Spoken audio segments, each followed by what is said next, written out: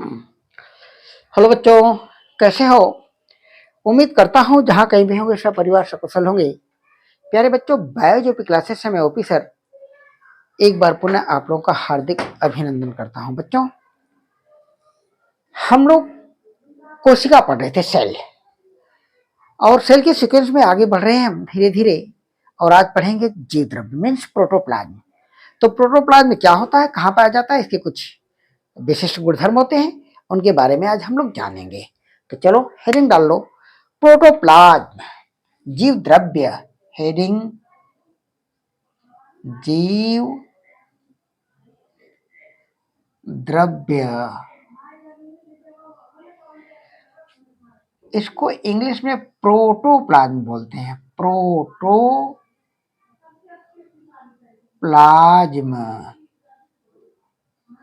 जीव द्रव्य। इसके बारे में कुछ रोचक तथ्य हम लोग जानेंगे। तो सबसे पहले पहला महत्वपूर्ण पॉइंट कि टर्म प्रोटोप्लाज्म,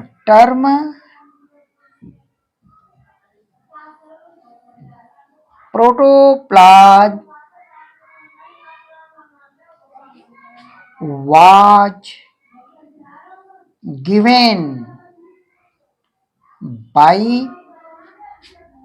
Huxley, पुरकिंजे साहब ने दिया था। टर्म प्रोटोप्लाज्म पुरकिंजे साहब ने दिया था।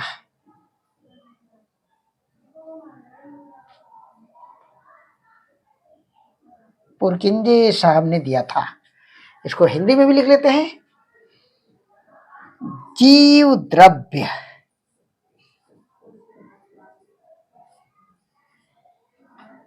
शब्द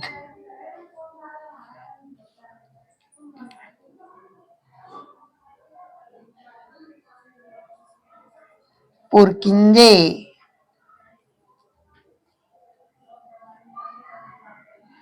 द्वारा दिया गया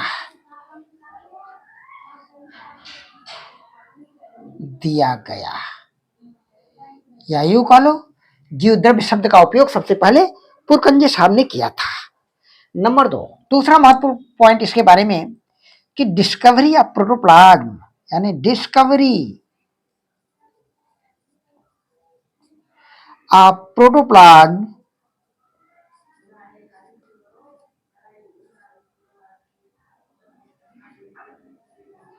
किसने किया था? इसकी खोज डू जॉर्डिन ने किया था। डू जॉर्डिन महोदय ने किया था। परंतु लिख लो, इसकी खोज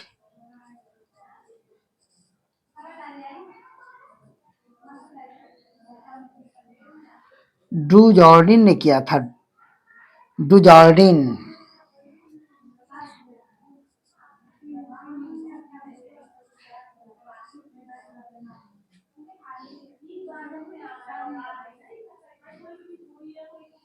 किया, परंतु इन्होंने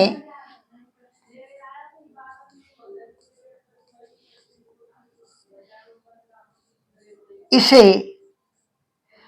सारकोड नाम दिया। सारकोड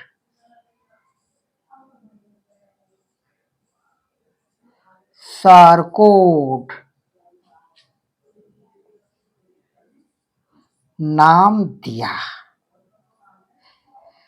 इसके बारे में तीसरा महत्वपूर्ण पॉइंट जीव द्रव्य के बारे में यह है कि जीवन की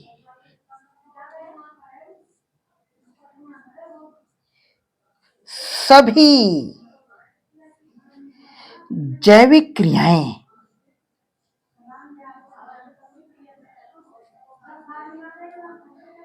क्रियाएं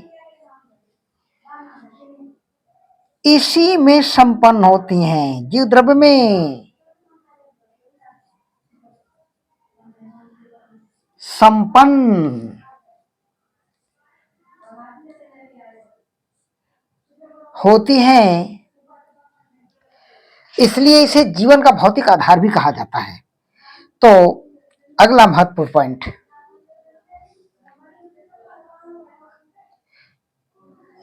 protoplasm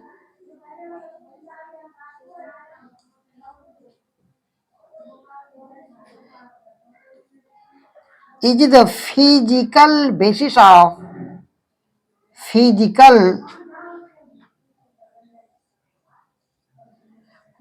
of life।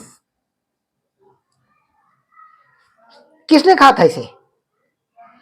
Julius Huxley साहब ने क्या कहा था, बहुत महत्वपूर्ण पॉइंट, कि जीवन का भौतिक आधार होता है। ये शब्द किसके द्वारा दिया गया था? तो हक्सले, लिख लो HUXLEY, हक्सले महोदय ने ये दिया था। तो इसको उतार लो आप लोग, आगे बढ़ते हैं हम।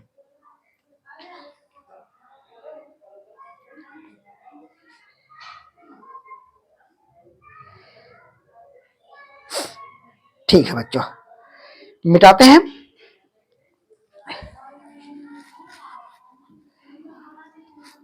इसको मिटाते हैं, इंक सूख जाती है, इसको मिटाने में थोड़ा मेहनत करना पड़ता है।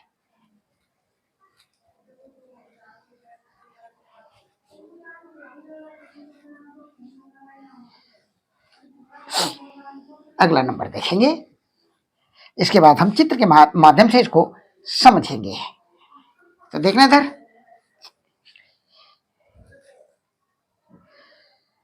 अगला महत्वपूर्ण पॉइंट हिंदी में लिख लेते हैं हम इसे, जो नीचे लिखे थे कि protoplasm is the physical basis of life. किसने कहा था? जीव द्रव्य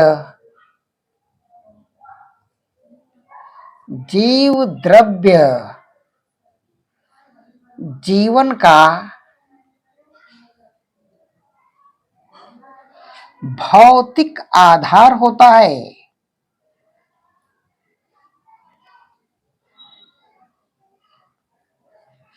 आधार होता है। ये किसने कहा था? According to Julius Huxley. लिख लेना आगे, हक्सले महोदय ने कहा था। ठीक, अब ये तो कुछ महत्वपूर्ण पॉइंट हो गए जीव द्रव्य के बारे में। ये पाया कहा जाता है, महत्वपूर्ण पॉइंट ये भी पाया कहा जाता है। स्वाभाविक सी बात है कि यह कोशिका के अंदर पाया जाता है। कोशिका के अंदर भी कहाँ होता है? तो लिखो, यह इसका रंग कैसा होता है, यह होता कैसे, पहले इसके बारे में लिखते हैं। तो लिखना, यह रंगहीन अर्ध तरल एवं अर्ध पारदर्शी होता है। अर्ध पारदर्शी होता है, अर्ध पारदर्शी होता है। अगला महत्वपूर्ण पॉइंट, इसमें लगभग 90% जल पाया जाता है। पाया जाता है, जिसमें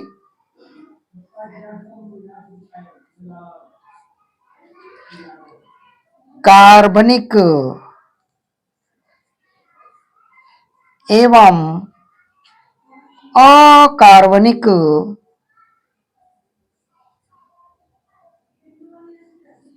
पदार्थ पाए जाते हैं।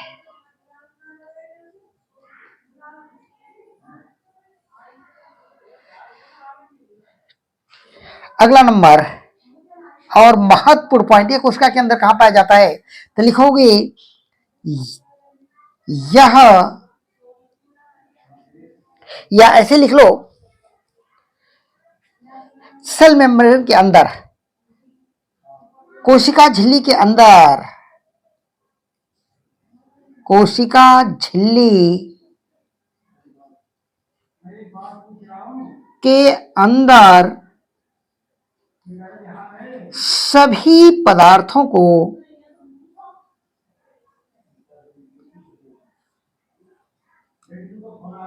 जीव द्रव्य कहते हैं।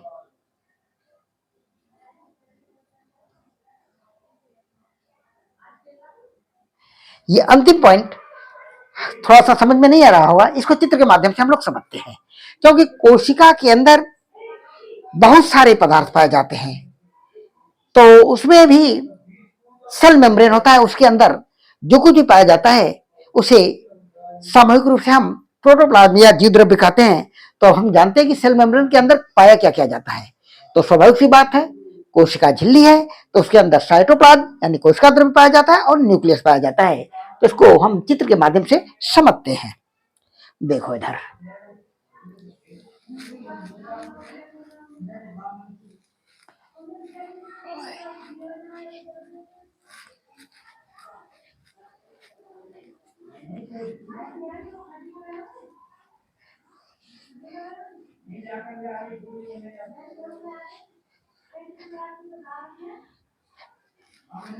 प्रोटोप्लाज्म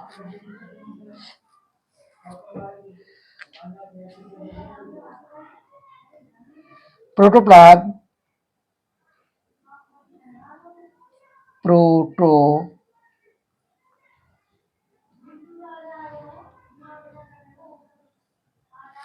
ओहो इंक चल नहीं रही है, चलो लिखते हैं, हम फिर लिखते हैं प्रोटोप्लाज्म मीन्स जीव द्रव्य।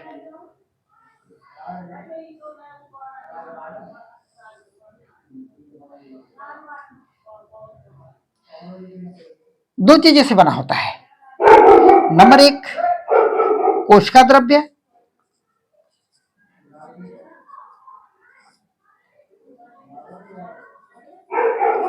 नंबर दो न्यूक्लियस केंद्रक। केंद्रक अब देखना, इसको साइटोप्लाज्म कहते हैं